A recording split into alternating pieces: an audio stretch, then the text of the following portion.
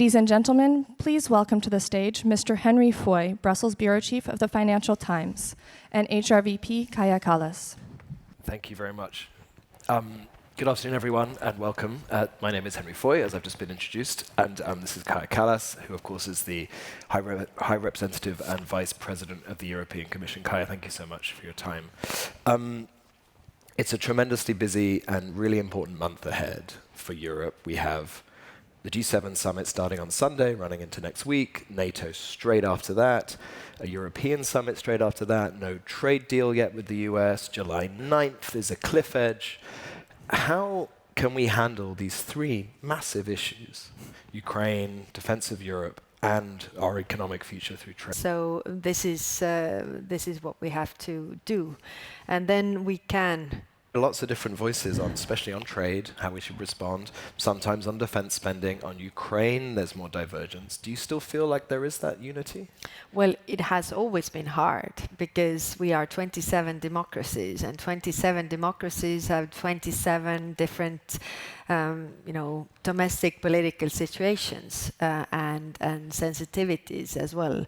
But we have managed. We have managed so far, and I think we have to keep in mind all the time that why our adversaries don't like the European Union, or even our allies now don't like the European Union. It is because when we are together, we are equal powers. And, it's harder to deal with equal powers than to deal with countries that are much smaller than you are. And it's also easier to play one against the other. So, that's what we have to keep in mind, that is actually our strength. And I think, I've seen now, having run the Foreign Affairs Councils that we have every single month to come to results, come to decisions. It's extremely hard, but we are managing in the end. I appreciate not everyone likes being asked about their predecessor, but your predecessor famously and repeatedly kept saying, Europe has woken up, but we're not yet out of bed. Do you think that was in reference to Russia? With Trump, are we now out of bed? We are out of bed. We are getting along with our day. I think, if we think about different, defense initiatives that we have, different initiatives to bring more funding to defense, but also the understanding regarding Russia, then we are there and really getting along with our day. I appreciate this is a member state question, but perhaps you could talk a little bit about what you understand. Trump's called for 5% defense spending. We know that NATO wanted to have this wrapped up long in advance of The Hague. There's still not an announcement that all 32 are on board. Does that worry you that we're still not there yet on getting that deal? No, it is always like this. We have had NATO summits where we're literally drafting around the leaders' table certain things. So I think this time the focus is very much on one thing and one thing only, because to take those things so everybody agrees. So this is the 3% or 5% target, to have everybody on board, to also show that our tie with the America, our tie or transatlantic tie is stronger when we are stronger. Europe is stronger. And I think everybody has realized that. We have seen decisions from Spain, for example, to really come to this 2% already this year, although the promise was made in 2000. And then we tried to think, what we could, put under this number. The number is not the issue. The capabilities are, the capability gaps that we have. And that's why we in the European Union are trying to work together very closely with NATO so that every member state has their capability targets. Where can the defense industry come in? How can we share the targets so that the defense industry, who has been long saying that, we need predictability, we need to know the long-term plan, also get the data so that they can prepare. Because so far it has been so that the defense industry says that show me the money and I will produce you the tanks or whatever you need. Whereas, I mean, when the money is there, they are not able to produce and the procurement times are super long. So we try really hard to work with NATO to complement each other. You're right that it's not just about money, it's about capabilities. But isn't it a chicken and egg scenario here? We need to hear from the Americans what they want to step back from so we can step in and make sure there's no gaps. Is that conversation happening? No, the Americans have said that they will remain with Europe, and we have to, we are taking this into account. I mean, not saying, or it's independent what the Americans are doing, but also making Europe stronger. Because if Europe is stronger, our ties and relationship with the United States is also stronger. And I think it works both ways. You're right that the NATO summit will be about one thing and one thing only. That'll, of course, will come at the expense of Ukraine, which in the last 2 years was the one thing and one thing only. I appreciate we don't know what's going on in Donald Trump's head, but do you personally feel like Ukraine is in a better situation now than perhaps it was back in January? Or worse? Well, I think that Ukraine is in a difficult position, of course, when we look at the battleground, but it's actually a better position than many would like to show and think. Like the Russians would like to, make us all think that we have all the time in the world. I mean, the Russians have all the time in the world. They can, keep this war forever, which is not true, which is not simply true. Especially, I mean, now when we have put, new sanctions in place. The last package was very much criticized by the media, saying that it's not strong enough. But when I learned that actually because of the oil exports via the Black Sea and Baltic Sea, because of the sanctions targeting the shadow fleet, the oil exports via Black Sea and Baltic Sea decreased by 30% in 1 week.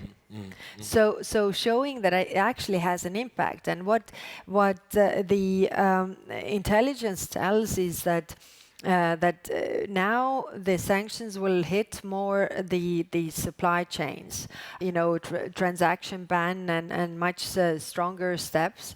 Of course, the question might be, why haven't you done these, earlier? And that is always the question I also have, being, staunch supporter of stronger sanctions from the beginning. But I think it is important that, again, we are 27 democracies and that we come to this point all together. You're right that the 18th package is impressive, but surely it all depends on what Donald Trump says and does on Sunday, Monday and Tuesday in Canada. I mean, not just on the oil price cap. In general, if he comes out and says, I don't believe in more sanctions, you're not going to get 27 capitals here agreeing on them, surely. Well, of course, it is important that United States also is together with us, and we have been operating together for quite some time. The oil price cap was also G7, and then European Union, what we agreed. And by the way, when we agreed that, I remember, because I was pressured really hard, that we wanted it to be lower. I remember, yeah. And then the final compromise was that, okay, it's going to be 5% lower than the market price, but it was never changed actually after that. They agreed to review it, right? And then they never reviewed it. Yes. Yeah. So actually that is the agreement that should be followed. So if it is 5% lower than the market price, then it should definitely come down from the place where it is today.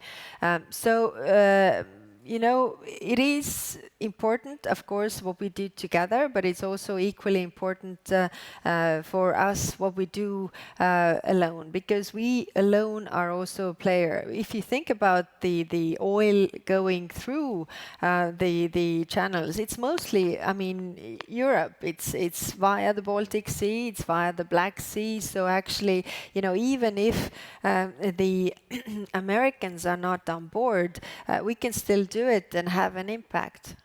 You yesterday inaugurated the EU-India Strategic Dialogue. We'll be hearing from External Affairs Minister Jaishankar shortly after this conversation. There's been a lot of talk in Brussels recently that Trump has made Europe more attractive to other partners and made other partners more attractive to Brussels. Is there a real push here to replace elements of the EU-US relationship with other friends? How far can that go? Well, one can never have too many friends. No, but it's true. When I go around the world and meet people, then I really see the willingness to work with us, because we are the predictable and reliable partner. And that is our strength. Really, countries are turning to us. And I think there's a real unique opportunity window for Europe to grow our geopolitical power. Because of these new relations. Of course, it doesn't, we still value the relationship what we have with the Americans, but it doesn't mean that we can't build other relationship. I think, we are with the Americans not growing apart, but growing up in our relationship. With the point when we move out and go into separate No, but we have other friends. Okay. We have additional friends. The previous speaker spoke about how the Atlantic is no longer the defining kind of feature of global geopolitiks. Do you sense this new global order is being reshaped? Is it going to make Europe stronger or weaker, do you think? It depends how we act. This new order is emerging. We hear this from countries like in Central Asia or Western Balkans. There's a real push by big powers saying that the world is shifting, the world is changing, and you should be with us rather than with the old. But the old rule of international law still has its benefits. It has served us quite well, and still, countries around the world see that, international law and the principles we have agreed have their value, because most of the countries in the world, we are all in danger. Especially, I hear this, in Asia, that the agreements that they have, are they really, functioning the way they should? Because if you're looking at Europe, Ukraine also had an agreement to give up its nuclear weapons, and we will help you if something happens. So this is all creating totally new dynamics. We're running out of time, so I just wanted my final question would to blend those last two answers. Reading between the lines, is it right to suggest that if Europe does need to make new friends, we have to sacrifice some of these values, some of these principles, some of the red lines we've had previously, because we had the benefit of having the United States as our big brother? I don't agree with you. I think actually this is our strength, because there are many people around the world who actually cherish these values like democracy and freedom and prosperity. So this is actually our strength, because countries and organizations, multilateral organizations, are also looking at us regarding this. So again, this is our opportunity to grow our geopolitical power. Kaja, thank you so much for your time. Good luck in the next month, and let's hope it all goes well. Thank you.